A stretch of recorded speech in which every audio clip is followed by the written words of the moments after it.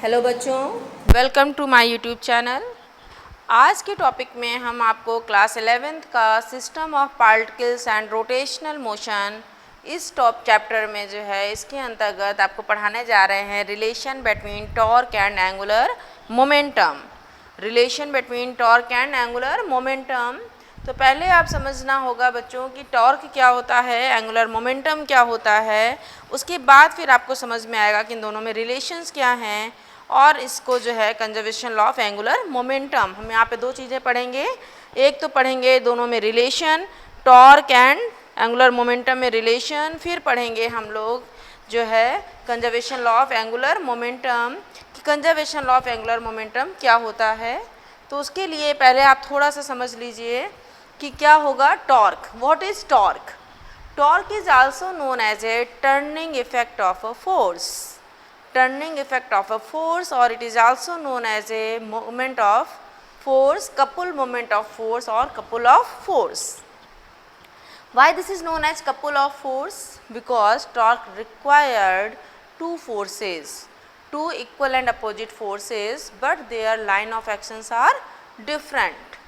Torque required two forces which are equal and opposite, but their lines of action is different.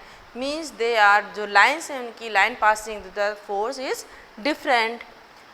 और हमारे पास turning effect हम इसलिए बोलते हैं बिकॉज जो टॉर्क है, टॉर्क से जो बॉडी होती है, जो ऑब्जेक्ट है वो टर्न होता है, वो अपनी एक्सिस के अराउंड उसको हम रोटेट कर सकते हैं। एज एग्जाम्पल डोर है, डोर आपका जो है वो डोर जो क्या होता है कि डोर एक एक्सिस पे फिक्स होता है और उसको जब हम फोर्स लगाते हैं तो फोर्स लगाने के बाद वो क्या होता है, वो टर्न होता है, वो रोटेट होता है। This is known as torque. अब डेफिनेशन हम कैसे समझेंगे? ये तो टॉर्क समझना था, अब हम फिजिक्स में उसकी डेफिनेशन कैसे बोलेंगे। The torque is defined as the force, either force, जो टू फोर्सेज हमने बताया उस टू में से कोई भी एक फोर्सेज आप ले लो, फोर्स इनटू परपेंडिकुलर डिस्टेंस। कहाँ से परपेंडिकुलर डिस्टेंस होगी? Perpendicular distance from the axis of rotation to the force. जो उसकी एक्सिस ऑफ रोटेशन होगी और जो हमने फोर्स लगाया उन दोनों के बीच की जो परपेंडिकुलर डिस्टेंस होगी वो हम लेते हैं। तो torque is defined as the force and perpendicular distance from the force and the axis of rotation. It is represented by tau. Tau जो टॉर्क है उसको हम किससे रिप्रेजेंट करते हैं? टाउ से।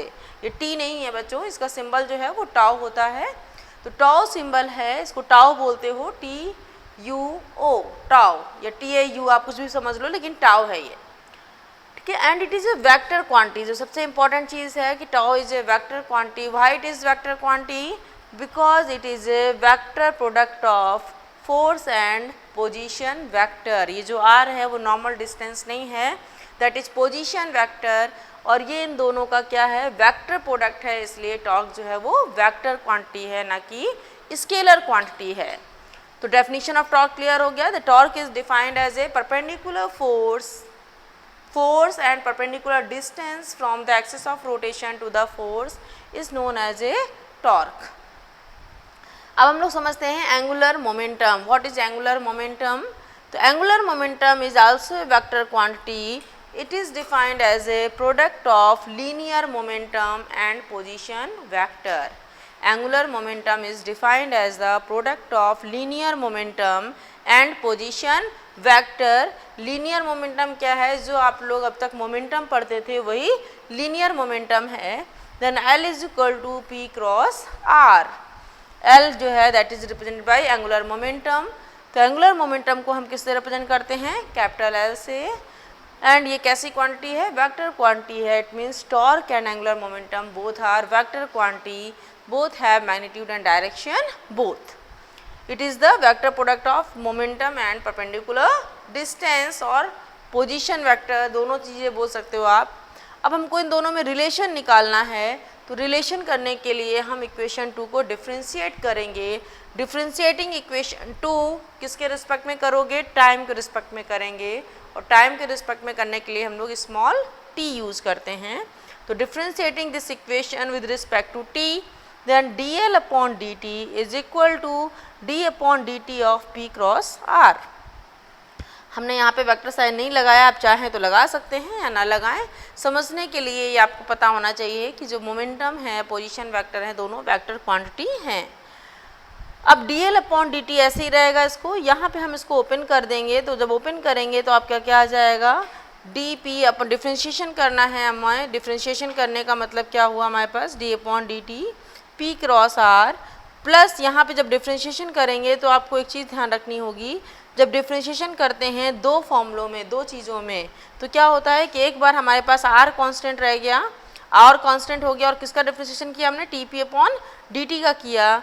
दूसरी बार क्या हो जाएगा, यहाँ पे p कांस्टेंट हो जाएगा और हम किसका डिफ्रेंशिएशन कर देंगे, dr अपॉन dt का। तो एक बार क्या हुआ हमारे पास, एक बार हमने r को कांस्टेंट कर लिया और एक बार p को कांस्टेंट कर लोगे, तो जब r को कांस्टेंट करेंगे तो हमारे पास क्या आ जाएगा, r cross dp upon dt आ जाएगा। जब हम p को कांस्टेंट करेंगे तो क्या हो जाएगा, dr अपॉन dt हो जाएगा। अब इसके आगे समझिएगा, अब यहाँ पे हम dp upon dt that is Newton's second law of motion. What is Newton's second law of motion? According to Newton's second law of motion, force applied on the body is equal to rate of change in momentum. Force applied on the body is equal to rate of change in momentum. Then यहाँ पे हमारे पास dp upon dt की जगह हमने क्या use कर लिया, f use कर लिया। r ऐसे ही बना रहा, r क्रॉस f प्लस यहाँ पे हम इसको चेंज करेंगे, ये क्या था, यहाँ पे क्रॉस था तो क्रॉस बना दिया हमने, ठीक है, ये प्लस साइन हो गया। p cross dr over dt क्या हो जाता है, dr अपॉन dt को हम लोग v यूज़ कर सकते हैं। Rate of change in displacement is represent by v। अब इसको थोड़ा सा और सॉल्व करना है, तो देखिए बच्चों ये ऐसे ही बना रहेगा r क्रॉस f की जगह हम लोग क्या लिख सकते हैं, tau.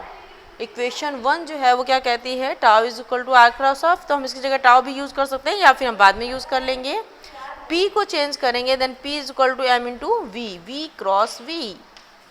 p is equal to linear momentum is equal to mv और mv क्रॉस v करेंगे, देन ये क्रॉस प्रोडक्ट हो गया सेम वेक्टर का सेम वेक्टर में, और सेम वेक्टर का जब हम सेम वेक्टर में मल्टीप्लाई कराते हैं तो बच्चों एंगल क्या होता है, 0।